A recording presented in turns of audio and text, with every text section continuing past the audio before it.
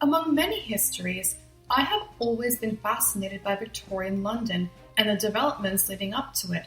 So, the opportunity to write about London lives had come to me at the right time.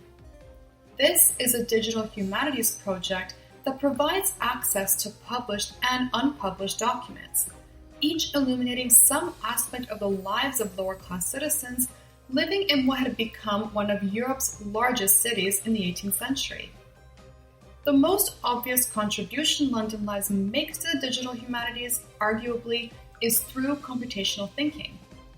In the case of research in computational intelligence, the skill enables scholars to create and navigate both digital and digitized resources reminiscent of archival practices in the past that relied on libraries, record classifications, and archived collections. Muriel and Fagerjord, page 3. London Lives accomplishes this by restoring quality manuscripts and creating datasets for a plethora of sources that can be linked together to provide, according to the creators, a more neutrally conducted, comprehensive understanding of how commoners contributed to London's social architecture. To facilitate word searches, automation is used instead of manual labor so that more time can be dedicated to engaging with the research. Muriel and Fagerjord, page 4. The keyword search page that can be found on London Lives operates on a markup system that makes it easier to identify particular individuals of interest, their characteristics, and their contexts. Abstractions are an integral component of automated processes, and an especially noteworthy aspect of them is that they can help eliminate inadequate or irrelevant information during the research process. Muriel and Fagerjord, page 4. The project utilizes a similar procedure whereby any records that are less qualitative, oversaturated, and or unable to be supplemented with supporting materials were not included in the archives. Generating solutions in research involves decomposing a problem, and digital resources such as databases can help to bring about the appropriate methodologies by the way they are programmed. Muriel and Fagerjord, page 6. We can see this with London Lives' mandate to prioritize individual-oriented research and avoid sources prepared with an institutional agenda attached to them, as those tend to push a narrative intended to shape beliefs as opposed to presenting an unfiltered insight into plebeian lives for readers to grapple with. Instead, researchers discovered that such institutions were pressured into appeasing elitist communities. Much like how the state depends on media politics, Castells, page 12, agencies such as charities and government services relied on their users to fundamentally dictate the discourse on plebeian lives. We might relate this to the network society, in which meaning is molded depending on crucial interactions between subjects, and in turn establishes culture at large. Castells, page 7.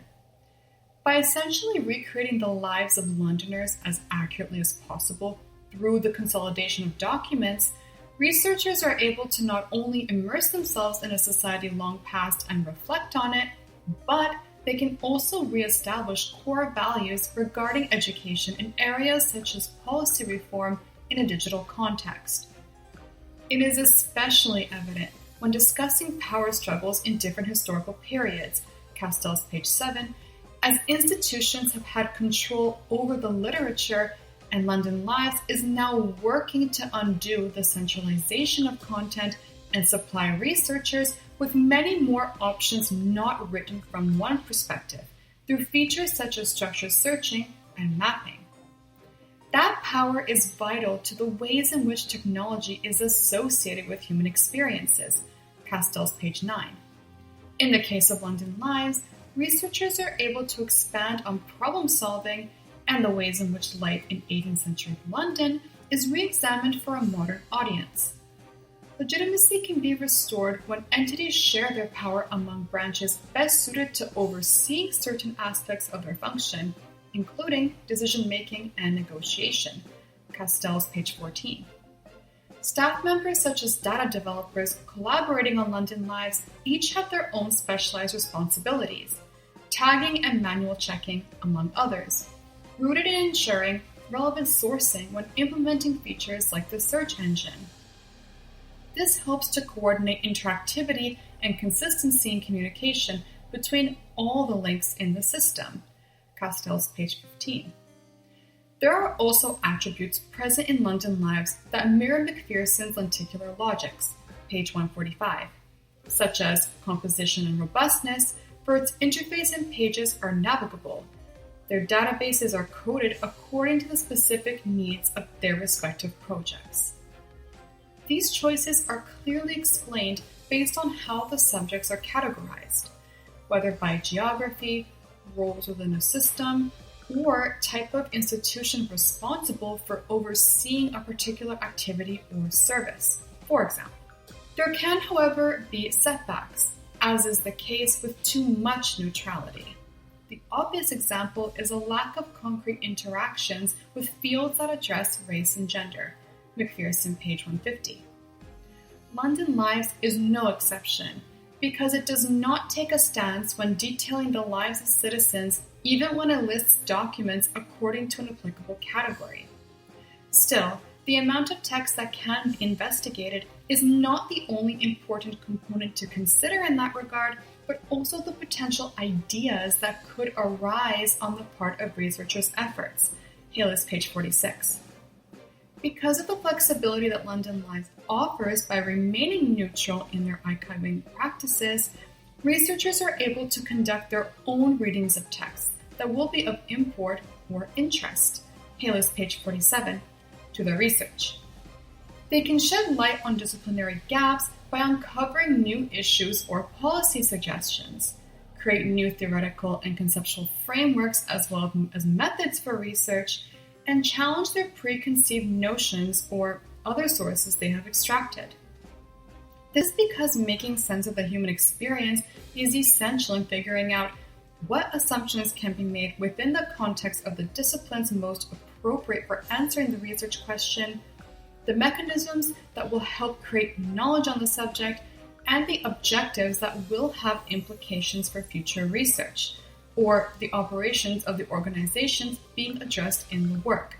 Hayles, page 48. Ultimately, we must understand that human history is transformative for that to work. Even if an event or era ends and is not repeated again, it can still be re-examined and compared to the current time. Hayles, page 48.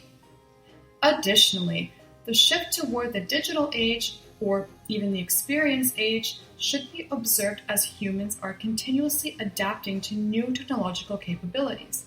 For scholars, it would be the specific ways that the use of digital technologies are transforming thinking and proactive in the digital humanities. Hayles, page 48. London Lives, in a way, serves as the researcher's answer to the archival practices of 18th century London. Even if people did not have access to such resources at the time, we are able to combine our technical knowledge with their materials to continue the work. We see the way in which print and digital media influence each other, as the former provide a basis on which theory can be formed and the digital humanities open up possibilities for interrogation, always consulting the source material for new approaches to problems. Hayles, page 50. Another technique worth mentioning is visualization, which helps to organize content and allow for patterns to be discernible visually. This makes it possible for readers to engage with the material and make their interpretive analyses, although it is not always easy. Hayles, page 51. While visualization is not necessarily a major feature of London Lives, it nevertheless follows a similar mentality in how it captures a pattern of plebeian intersections with different institutions. Finally, I would like to remark on the way in which London Lives is exemplary of remediation. Within it, the digital tools and print materials do not replace or interfere with one another, and neither is prioritized over the other. Leander, page 3. Rather, the project is concerned with how audiences will use the resources available to them to create meanings from interpretations and contribute to the process of knowledge generation.